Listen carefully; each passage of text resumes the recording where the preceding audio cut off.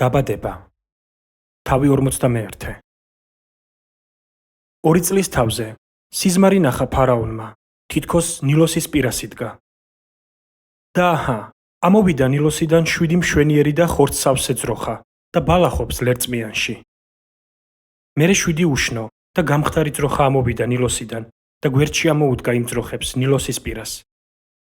და შეჭამეს უშნო და გამხდარმა ძროხებმა 7 მშვენიერი და ხორცსავსე ძროხა და გაეღვიძა ფარაონს. კვლავ დაეძინა და კვლავ ნახა სიზმარი. აჰა, 7 თავთავი ამოვიდა ერთ ღეროზე, საღი და სავსე. მერე აღმოცენდა 7 გამოფიტული და ხორშაკისგან გარუჯული თავთავი. და შთანთქეს გამოფიტულმა თავთავებმა 7 საღი და სავსე თავთავი და გამოეღვიძა ფარაონს და აჰა, ეს იყო სიზმარი. შეშფოთდა დილით მისი სული. მოახმობინა ეგვიპტის ყველა გრძნეული და ბრძენი და უამბო მათ თავისი სიზმრები, მაგრამ ვერავინ განუმარტა ისინი ფარაონს. და უთხრა მწტეთუხუცესმა ფარაონს, ჩემს ცოდვებს ვიხსენებ დღეს. განურისხდა ფარაონი თავის მსახურებს და მცველთა უფროსის სახლში, მეპურეთუხუცესთან ერთად დამატუსაღა. ერთ ღამეს სიზმარი გვესიზმრა მე და მას, თითოეულს საკუთრივ ასახსნელი. იყო ჩვენთან ებრაელი ყმაწვილი, მცველთა უფროსის მსახური. ვუამბეთ მას ჩვენი სიზმრები და მანაც ზუსტად აგვიხსნა ისინი.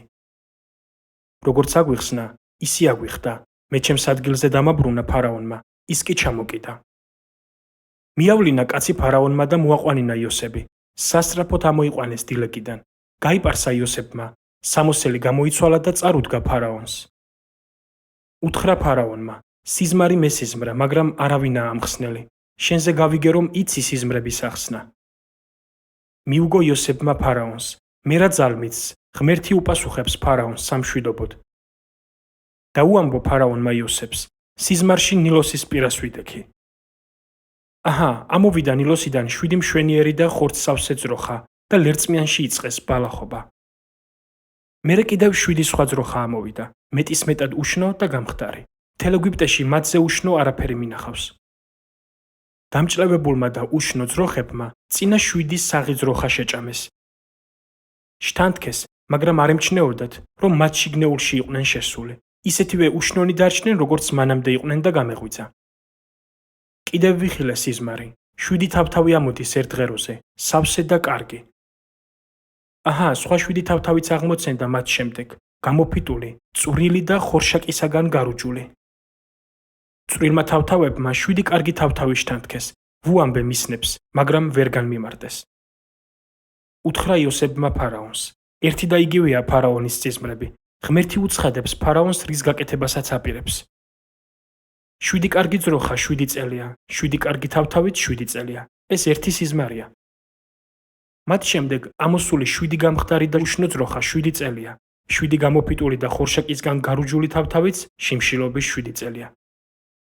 ეს ისაა, რაც უკვე ვუთხარი ფარაონს, რის გაკეთებასაც აპირებს ღმერთი, სიზმრათა ჩვენა მან ფარაონს. აჰა, მოდის 7 უხმოსავლიანი წელი ეგვიპტის ქვეყანაში.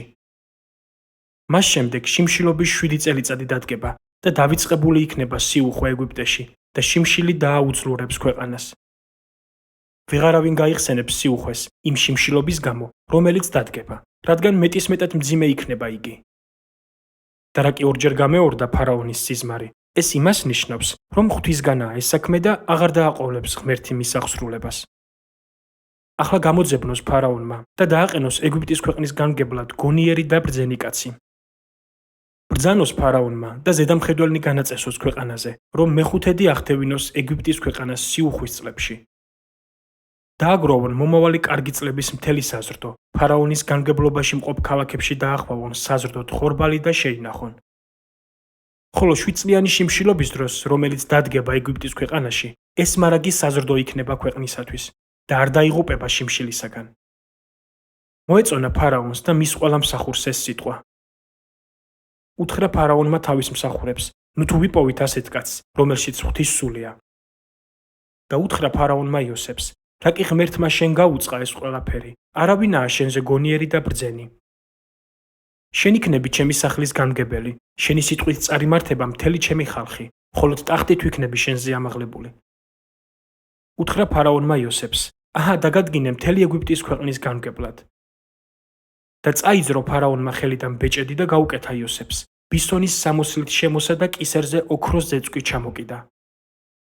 დასვა თავის მეორე ეტლზე და აცხადებდნენ მის წინაშე, დაიჩოქეთ და დაადგინა იგი განმგებლად ეგვიპტის მთელ ქვეყანაზე. უთხრა ფარაონმა იოსებს, მე ფარაონი ვარ, მაგრამ უშენოდ ხელფეხს ვერავინ გაანწრევს ეგვიპტის მთელ ქვეყანაში. უწოდა ფარაონმა იოსებს სახელად ცაფნათ ფაყნეახი და ონის ქურუმის ფოტიფერაყის ასული ასენათი შერთო ცოლად და გამოვიდა იოსები ეგვიპტის ქვეყანაში. 30 წლის იყო იოსები, როცა ეგვიპტის ფარაონის წინაშე წარსდგა. გამოვიდა იოსები ფარაონისაგან და მოიარა ეგვიპტის მთელი ქვეყანა. უხვიმოსავალი წარმოქმნა მიწამ სიუხვის 7 წლეულში.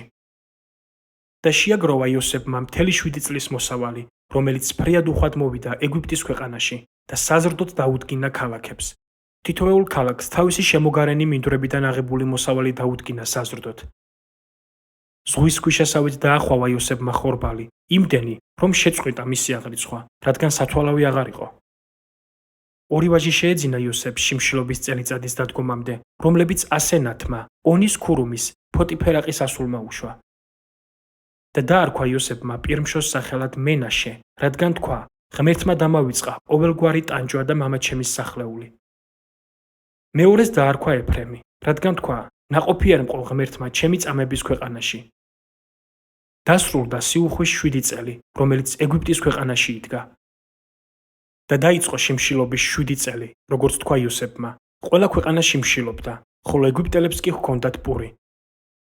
და როცა მთელი ეგვიპტის ქვეყანაც დაიმშა, შეხაღადა ხალხმა ფარაონს პურისთვის და გამოუცხადა ფარაონმა მთელ ეგვიპტეს, იოსებთან მიდით და როგორც გეტყვით, ისე მოიქეცით.